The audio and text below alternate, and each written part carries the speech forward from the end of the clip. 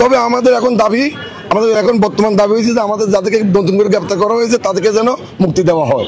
তবু ধারণা করছি প্রায় 60+ আমাদের সদস্য বর্তমানে বিভিন্ন মেডিকেলে চিকিৎসাধীন অবস্থায় আছে। আর 13 জন আমাদের মহিলা সহ 13 জন বিডিআর সদস্যকে আটক করেছেন। বর্তমানে তারা সবাই আমরা যতটুকু জানতে পারি যে রমনা থানায় আছেন। যদি সন্ধ্যায় 6 ঘটিকার মধ্যে যদি আমাদের বিডিআর বন্দিবাড়ি থেকে যদি ছাড়া না হয় তাহলে আমরা সকল বিডিআর সদস্য স্বেচ্ছায় গণগ্রেপ্তার হব। আমরা সরকারকে অনুরোধ করছি সন্ধ্যা 6 ঘটিকার মধ্যে আমাদের এই 13 জন সদস্য মহিলা সহ 13 জন সদস্যকে যেন ছাড়া হয় এবং মুক্তি দেওয়া হয়। যদি না দেওয়া হয় আমরা সন্ধ্যায় 6 ঘটিকার মধ্যে স্বেচ্ছায় আমরা সকলে গণগ্রেপ্তার হবে ইনশাল্লাহ। এই বলে আমি আমার বক্তব্য শেষ করছি। ধন্যবাদ।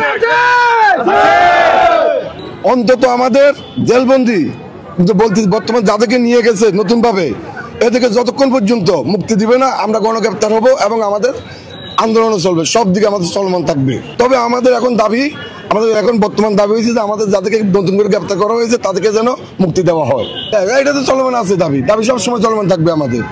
আমরা শাহবাগ ছেড়ে আমরা যখন শাহবাগে এসেছি আমাদেরকে পুলিশে ওখান থেকে লাঠিচার্জ করে এবং আমাদেরকে ওখান থেকে বলে তোমরা এই এলাকা ছাড়তে হবে না।